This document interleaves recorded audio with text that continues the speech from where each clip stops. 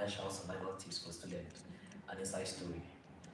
From my left, he's going to introduce himself. My name is Igoje David Inaludu, fourth year student for Human Anatomy, Federal University of Bukhari. Also to my right, I have another special guest. He's going to introduce himself. My name is Kingoche, final year student of anatomy, Federal University of Bukhari. It's wonderful to have you all here join us today on Yes We Can Podcast. We're so sorry for coming very late. We said it would be 10 and then we are coming almost 6 minutes to 11. We had some little technical challenges with our logistics and networking also, but we promise that will not happen in our subsequent podcast session. So today we'll be discussing a very important topic that is beneficial to both students and people who are aspiring to be university students. The aspect of financial survival in the university can never be overemphasized. When you look at the expenses students spend in the university annually, statistics have shown that university students spend at most ₦1 million on their expenses throughout the year in the university, including tuition and renting, some more than ₦1 million. So some of these survival tips are going to put you in a better way, a better chance of breaking free from the bound of I don't have money and how to live life in the university. So I'll be asking some of my guests. Mr. David, can you tell us your own insight, what you think financial survival means in the university from your own experience?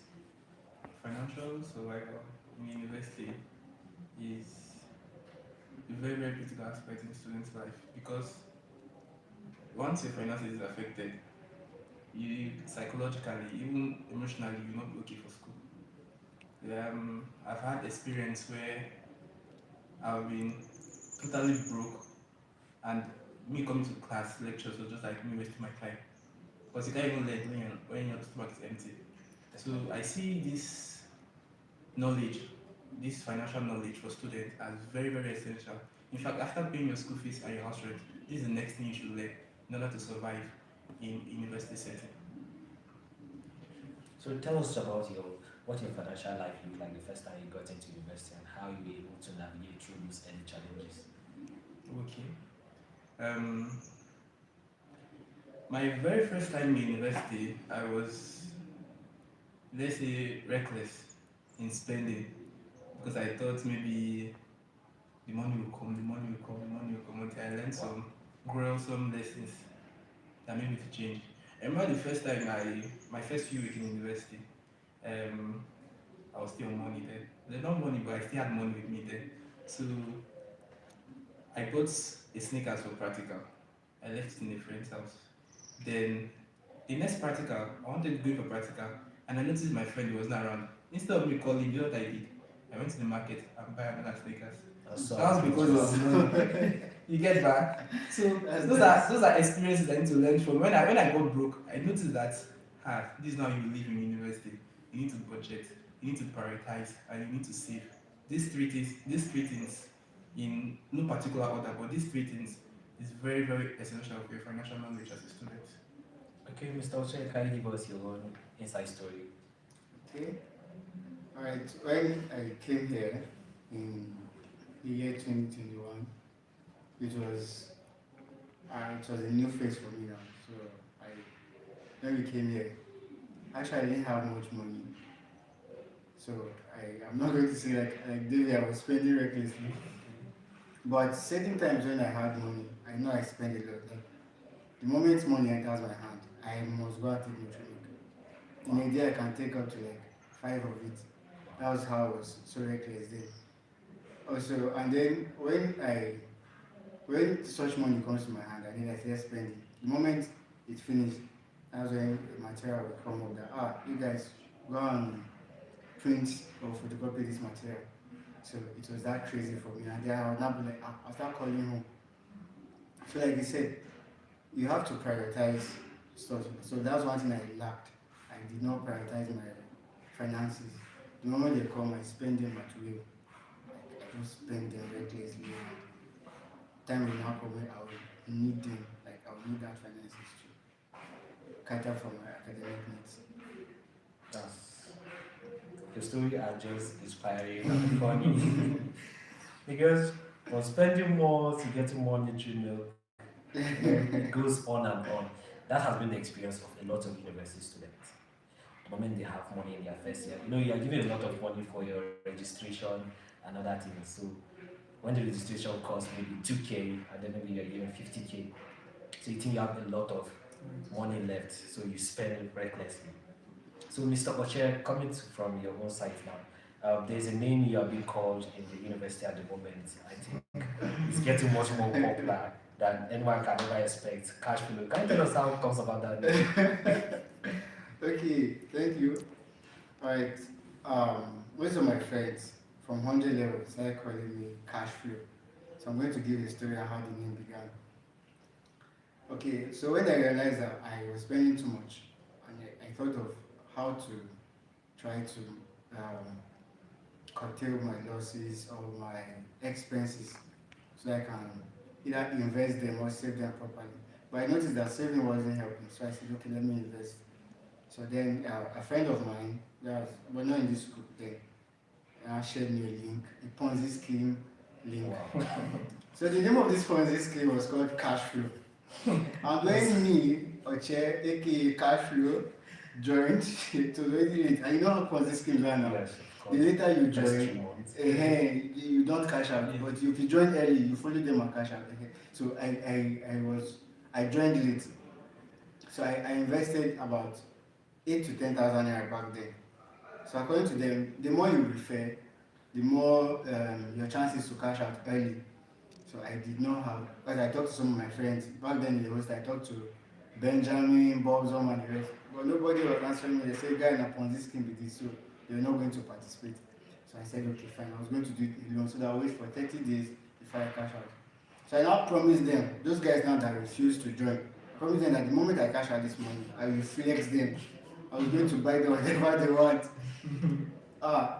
30 days counted and then it was here. And then time for me to go and cash out. I refreshed the site, I refreshed it, it was not coming. And now, unfortunately for me, I was in the same hostel room with these guys I promised. I wanted to show them that money did. So at the moment I cash out, we all go and flex. I was there, I was just refreshing. They was like, guys, it's not they do. So I refreshed and refreshed and refreshed. It did not work. That's how my money left. And I got the name Cash Flow. From there till now, I still get the name Cash Flow. So that's the story how I got the name. But now is the cash flow. Not the cash flow. Definitely. For God's grace.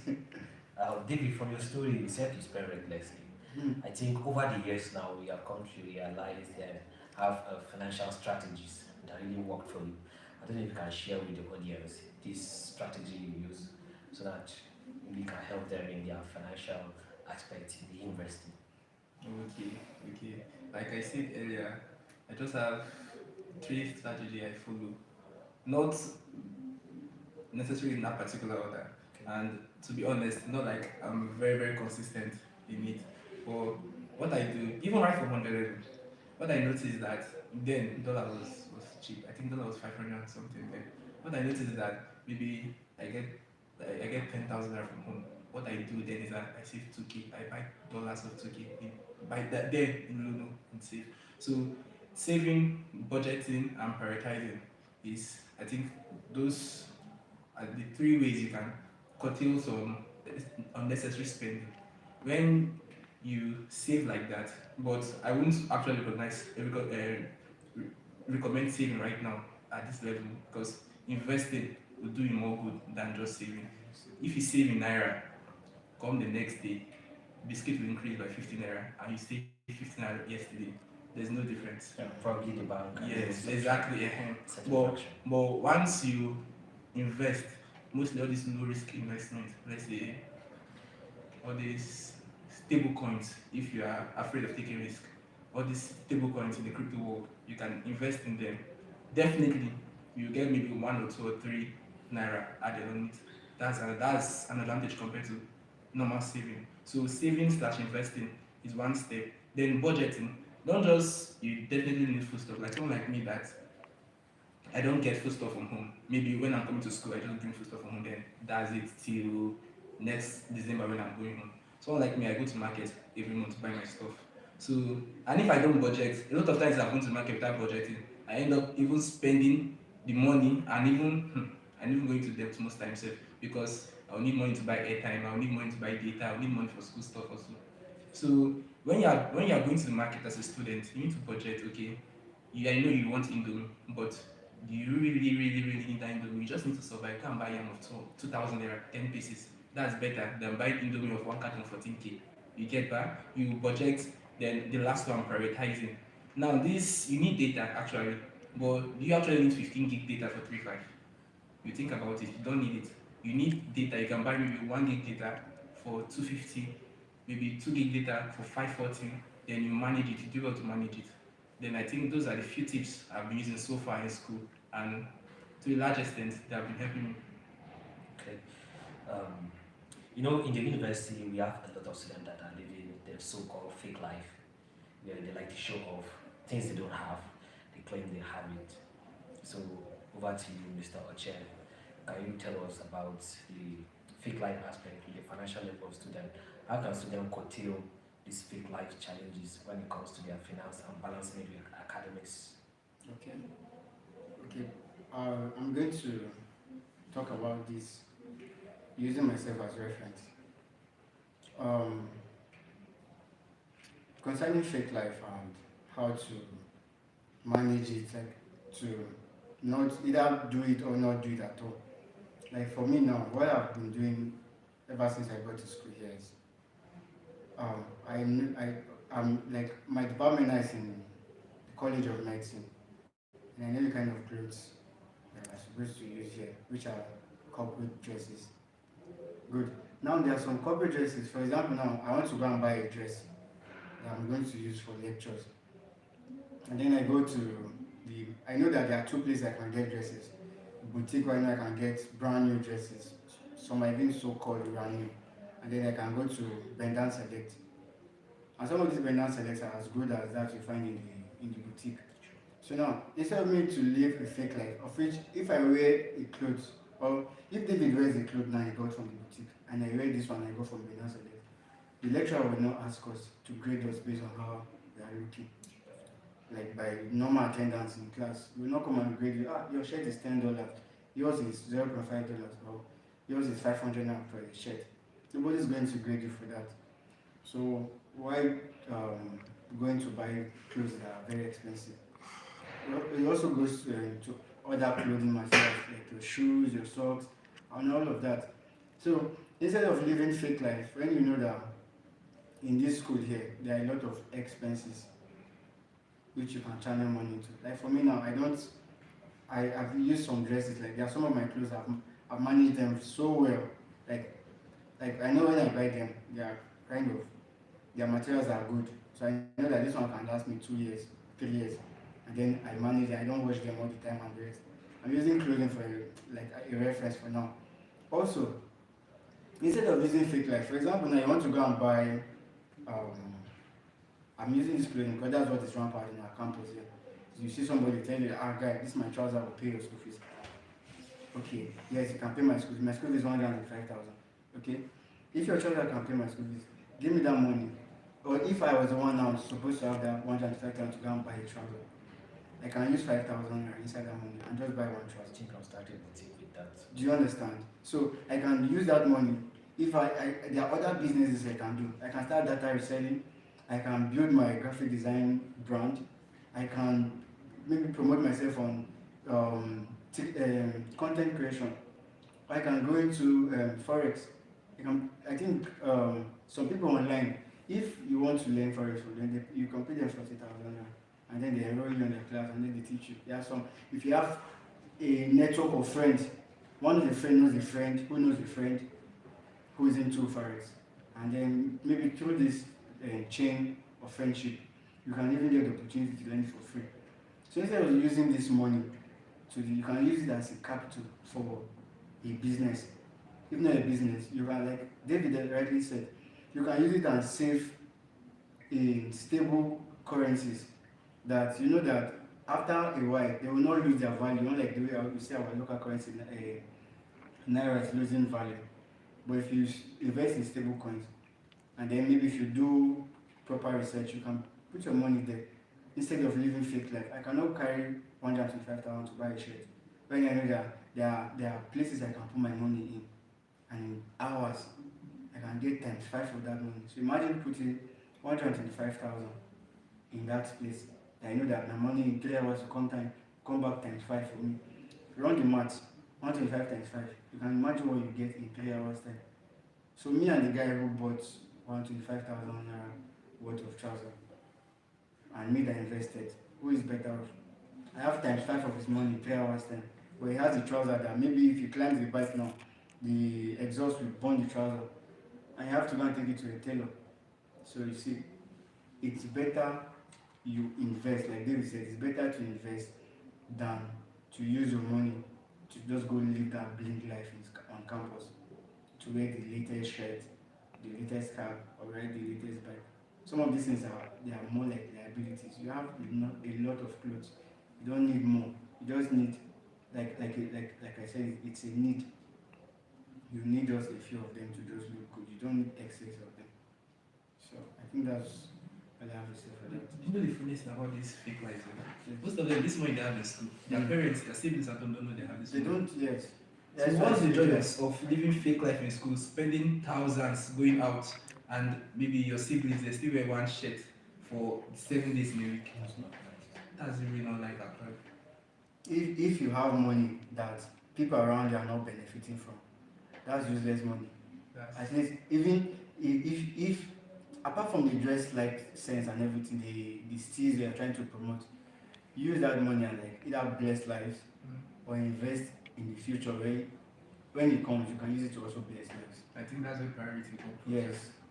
You need to prioritize things. So, Mr. David, what do you think are some of the creative ways students can generate income? Apart from the crypto aspect you talk about, maybe a skill or something. What are some of those things you would recommend if you were to recommend to some of the audience watching right now? All right. There are many streams of income. Some on tap that students are not even looking at. Like in FE Bukari, I think they have only one way of generating income. That's Yahoo. I think out of 10 boys you see in FE Bukari, 8 of them they are doing Yahoo. I just sometimes I sit back and wonder why is it only Yahoo in this school? Like I see students in other universities with endorsement deals, like even lip gloss, something like that, maybe this makeup brand and all these things. When I was in Makodi, there's this cousin of mine. Like I think that she was in her 40th mass com. She was on like a billboard, one signpost, big, high level. That was an endorsement deal, and it was paying her money. That's another source of income. Wow. There are other places, the other way you can look for money, like there's graphic design, all these skills. They are also they also have even forex. I mention forex. Yes. That's another way of making cool money. Okay, you say okay, I'm not good in all this tech skill. I'm not good at this tech skill.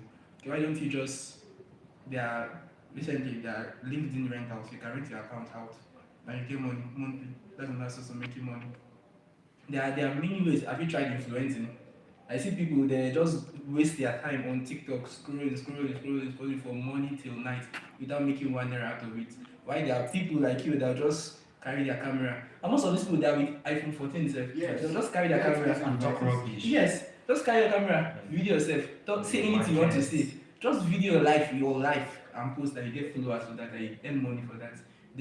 I don't know why people think Yahoo is the only way, but just keep your aside. There are many ways of making money. Okay, why don't you just do this simple one, buying and selling? Maybe those of us that stay in the east, why don't you just buy some shirts? We're in college, everybody is corporate. Buy a few ties, buy a few socks, buy a few t-shirts, buy a few corporate trousers, maybe buy them at the price of 115 each. Come here, sell them 2k, 25. There are people who do that and they make money.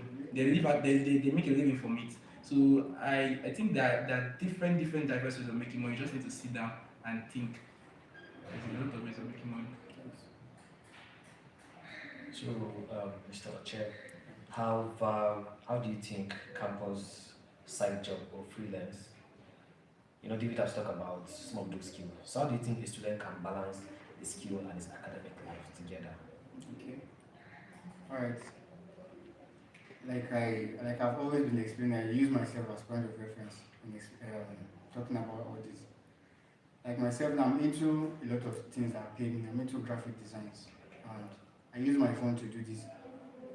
So, like David rightly said in the beginning, this all will boil down back to your priorities.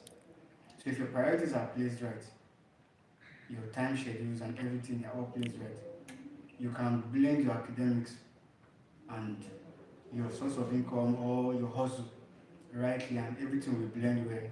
You will do it academically, and then you also do it financially. For me now, most of my reading times are at night. So what I do is, if like now the school gives us like by 7 p.m. Okay, I sometimes like if I know I have to read that night, I will go to class, make use of the light at night to maybe read like 2 hours or so, 2 3 hours. So the moment I'm done reading for this time duration, my phone is also, while I'm reading, my phone is charging. My other devices are charging that I know I'll use to do my hustle later or my research. Like me now, I'm into crypto, like you all know. So now, if I know down that okay, there's a time frame for me to read, and also, so what I will do now is that 2 to 3 hours read, then the remaining time now, when I'm done reading now, leave WhatsApp or Facebook or whatever medium I'm using to chat, and then go to go and read things. When you put them rightly 50-50, we can say at least you can now be a B student. So why I think university was created is for you to build connections and then get added knowledge to them. Friends that will add knowledge to them, either financial knowledge or knowledge about life itself. So you are building these connections. Now a friend of yours now, his father might be a senator. You're already building connection.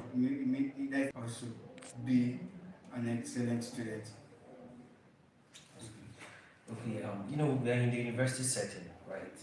And I would like you, David, to talk about this. I think since our 100 level of being in the university system, have you ever been taught any financial strategies? In school, Yes. I don't believe in entrepreneurship. Okay. So, that entrepreneurship basically, I think, was just surface. What do you think, if you had to suggest to the university educational system of Nigeria as a whole, what are you going to suggest to the country to do in the aspect of student spending and then the economic state of the country, balancing that economic state with education? What should they do in their own part as government? Is there any part they play in, or should they leave the education system to continue being rotten and in ruin? Thank you.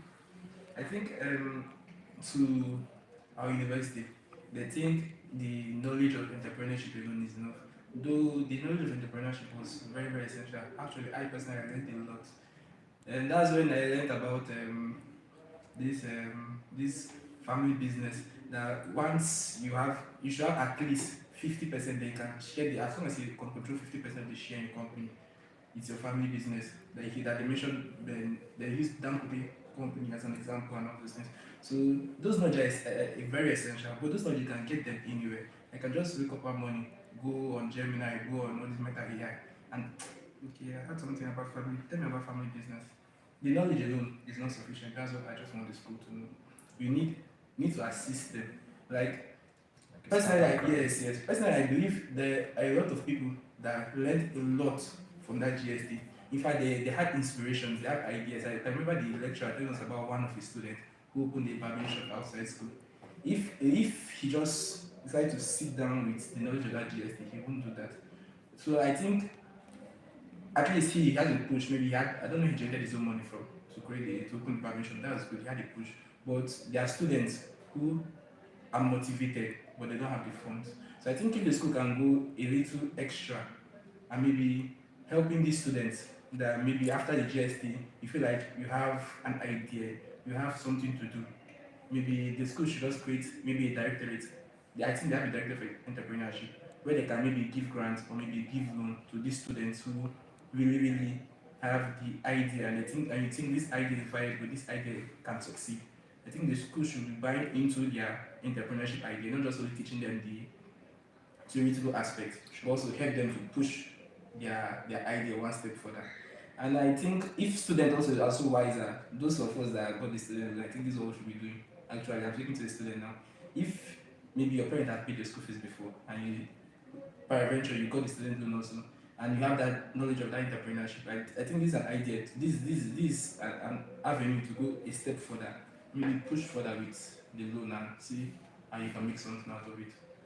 Okay, Mr. Oche, I don't know if you have any recommendation when it comes to maybe books or people, students can listen to maybe a podcast or something that can guide them in financial planning and all. Okay. Most people have followed for financial wisdom. I would say some of you might be surprised. I follow men of God. First of all, if you want to be successful in everything, if you put God first, I think that thing has potential to become mega. So if you, like me now, I mostly follow men of God. I know they preach on diverse teachings. So whenever I can just go on either Telegram and then download their messages. For example, Dr. Pastor Paul Eminche, Pastor Arume Osai, Apostle what's his name now, Joshua Selman, and the rest. Some of them now, they might not preach totally about let's say tithing and everything, but some of their preaches are about financial wisdom. So I follow those men.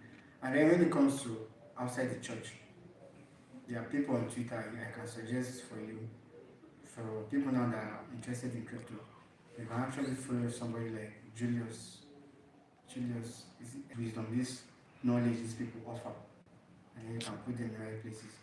Also, there are books you can read. Like David said, you can just go to Gemini on your Google Chrome and search for financial books, financial wisdom books, and then you see a list of them. These days, you don't really need to go to the library, the physical library you have, to go get books there. You can just, in the comfort of your home, just search for them. They are all in some of them in PDFs. You download them and read. Rich Dad, Poor Dad. That's a very popular book, we know. You read that book by The richest man in Babylon. Yes, Yes. just one. the richest man in Babylon. All of When those books. I read that book, I really read it. So I also have Donald Trump, Think Rich and Grow Rich. Exactly. So these books now, they are books that you read them, and I bet you will not remain the same. The way you think about your finances, and then you will, like me now, I've not, some of these books, I just read beginnings of them and then I stopped, because I also need, like, by my timing as a student, like I said earlier, if you place your priorities right. So sometimes I don't have enough time to read these extracurricular books other than my own academic books, so I don't give them much of my time yet. So when I read them, go for other social activities, and then come back to my own hustle. And so I just follow most people that are in that particular field. But when I need a particular wisdom on how to do this, I go back to these books then, and then get this knowledge, this wisdom on how to apply it on my finances. And trust me, they've helped me. I used to be, like we said, in our 100 level, mogul money spenders. But now, for example, now, sometimes, like me now, if I have 10,000 naira with me, the 10,000 I just enter my hand. And for example, if I still have food stuff in my house, I don't see the point having that 10,000 naira in my hand for nothing. I will just convert this money to something else. I will convert maybe 8 to 9,000 naira in it, and then use keep 1K, 1,000 naira just for emergencies. This is a wisdom I got from somebody, from a book like the Julius Elum I said. So the moment you hear an alpha update, if you have spare money, you just put it there rightly, and you can see your money grow for you. So I think we are living in an era where we need wisdom on how to operate life, even our finances. So if you have this wisdom from these books, these people have just mentioned, or these names of this book, if you have this wisdom, you will not keep your money. You send your money to work for you. You don't have to work for money anymore. You send money. The moment money comes, you use it to make more money. You send money to work for you. So if If you're on Twitter, you can follow these people. Also, you can go download these books to connection. Rich Dad Poor Dad, The Richest Man in Babylon, Think Rich and Grow Rich by Elon Musk. All of these people, you can follow them by Donald Trump. Yes. Alright. So, David, you know, this university, every year it looks as if there's a trend. Yes. I think in our 100 level, the trend that time was Nike shoe. And then at 200 level, it was the iPhones. Even up to now, the iPhones. And now, the most surprising thing are the baggy jeans and the big shirt. So, you know, that alone, a student who is not having his priorities straight will try to follow suit, right? To try to join and catch up with the trend also. So, what do you think students should do? Should they have, some students is one thing is their peer group. So, what do you think should be student priority? You know, you talk about priority the first time. So, I don't know, should also friendship in the university be priority when you get in, or should you just join any crew you feel like? First of all, friendship is very, very essential. Friendship, in fact, friendship should be top. After academic success, I think the next thing should be friendship. Because this friendship will either make you up for life or actually bring a very disastrous end to you. So, and you don't just, there's a better of same that flock together. You know your financial status. Like, there's a thing my mother always say when we're on call. She'll tell me that there's a way she says it in Idoma, but what she says is that a kid that doesn't have father doesn't eat palm kernel that is good to buy. And she also says that remember where you're coming from, remember where you're going to. So this kind of thing, you need to know that this is my friend, his parents. He can actually choke his neck inside here and his parents will bring him out. But you cannot choke your neck inside here and they'll bring you out. So definitely you know that this guy, maybe you can be cool, you can be not acquaintance, but you cannot be friends that you cannot. Yes, exactly. So friendship is very, very important. You choose your friends based on financial status should be one. Because, and also even the intelligence and all that, but financial status should be taken into consideration because there's some things maybe your friend can afford to buy an iPhone. And you know that there's no way from whom that you buy an iPhone except you borrow loan. And now going to that loan will be very, very detrimental to you. So you just, okay, this guy, I can't meet up to this guy's standard. So let's just be cool, But it's not like I want to be like you, I want to be in your circle. Those people that do all those things, they don't know they're doing to themselves. Let me just put it like that. They don't know they're doing to themselves because it's not cool. Now speaking about the trend, those people that if you have the money to go with the trend, actually I don't see anything bad. If you know you can afford the Nike shoe and you can still focus on your academics and still have very, very nice financial life, then do it. If you can afford iPhone 16 now and you can still live a very cool, cozy, comfortable life, then do. But if you know you cannot, please, even if your friends are doing it, don't do it.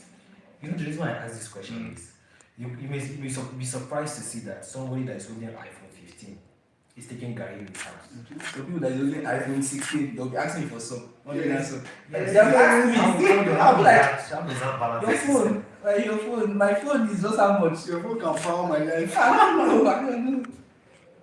I ask you for some. But actually, I also know people that are using iPhone 15 that are living very, very comfortable. Yes.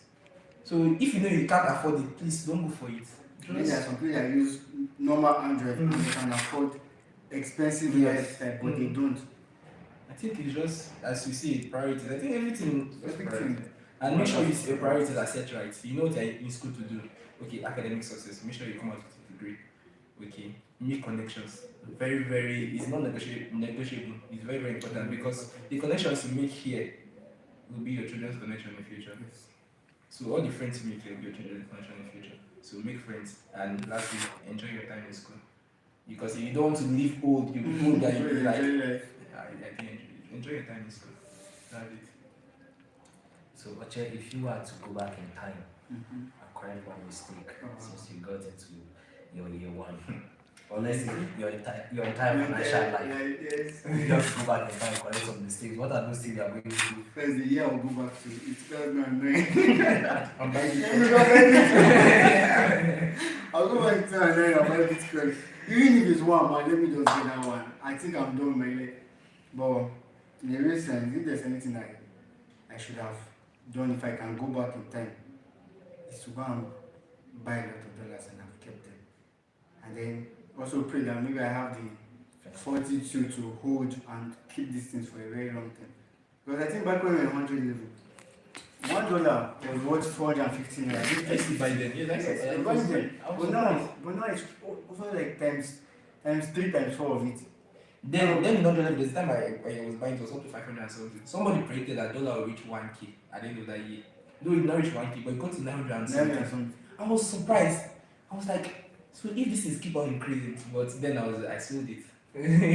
That's what I was saying. If I can buy these things then, and you also have the patience to hold them for a very long time, good. Like by now, I think I will not even be where I am today. I would have gone far. So that's one thing I know that if I was given opportunity to go back, I would go. I'm just going to invest there and also manage my expenses. I would not have been spending the way I spent that time. So I think that's one of the things I would have corrected financially. That's so thoughtful. When you think of it, you know, But the money you spent yes. carelessly, opportunities you missed. Alright. You know, sometimes you have the opportunity, and then when you try to tell somebody older than you, somebody that is more financially stable, they'll be like, "You are too young, so what do you know?"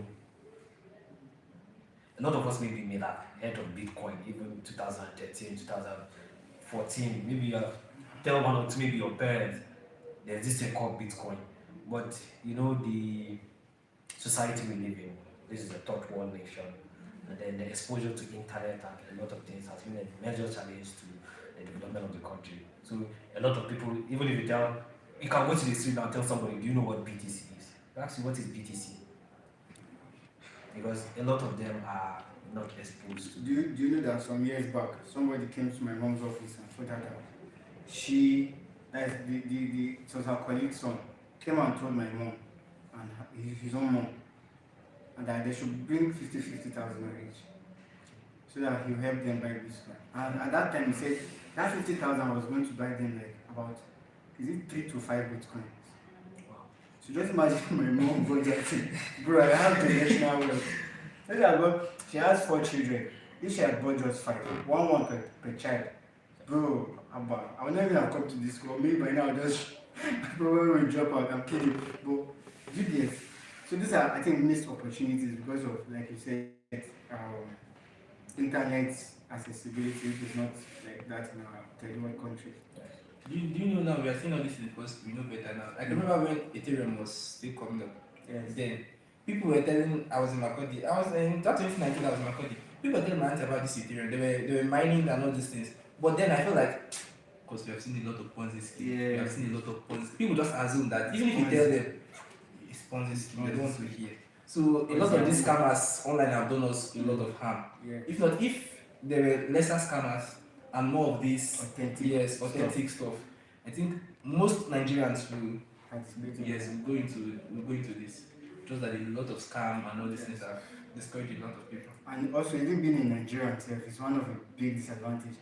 You know you're a trustworthy person, and then you want to do something with maybe a white folk. But because you're in Nigeria, you just feel a scammer. So I think that's also a limitation for our advancement technologically. So, Okay.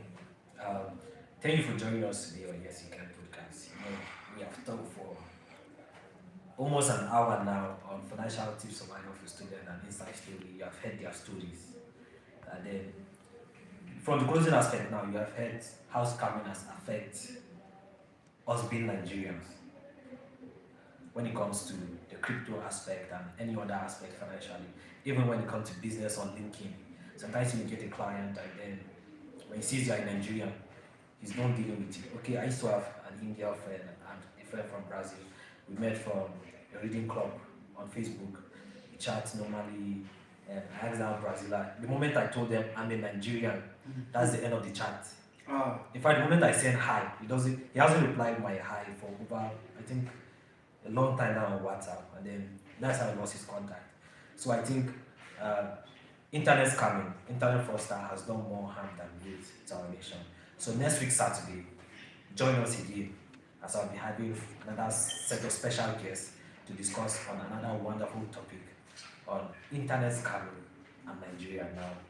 So it's wonderful having you guys, David and Oche, join us. Thank you for Thank you having very us. much for having us. You know, it came on a short notice, and I'm super excited that you can make it on time and do everything. So I don't know if you have anything to say to the audience. You come and you don't have pie. Your children ask you, Daddy, where were you when your mate having pie? So go get your pie. Okay, David, if you have something to say to the audience, what will it be? Okay, my audience should be like the country because they are the freshest set now and they should know this. So please, you can't continue to depend on your parents. When you get to a level, your parents will get that. There was a point I think they were tired of me because I was calling for some time. Nobody was responding. I will message for some time. So if you see ways of making money, please, that is not scamming. Please take it serious. Please take it serious. I think there's always room for it after your academics. That should be the next thing on your list. Take it very, very serious. If it's buying and selling, please take it very serious. If it's forex, please take it very serious. If it's crypto, take it very serious. If it's graphic design, please take it very serious. These are you start little by little before you get to your No, is after the university, Ah, after NYC. Your own. or your And you start saying student look back. Yes. For those I share, this knowledge should not be a waste. What you learn today, I've learned a lot personally, and I've known how to channel my money now. So I think anyone I have now, in fact, even if I'm hungry, I think I'll go and buy don't like it. Because from their story, my money can just keep on growing and growing. Thank you once again for joining us. Yes, you can. Yes, you will. And yes, you must. Your dream, you can achieve it. You just have to believe in yourself. Thank you for joining us today. I remain your host, Daniel Ukwen, and with my guest, Kimberchair. you got your David. thank you for having you here. It's a pleasure. See you next time. Bye.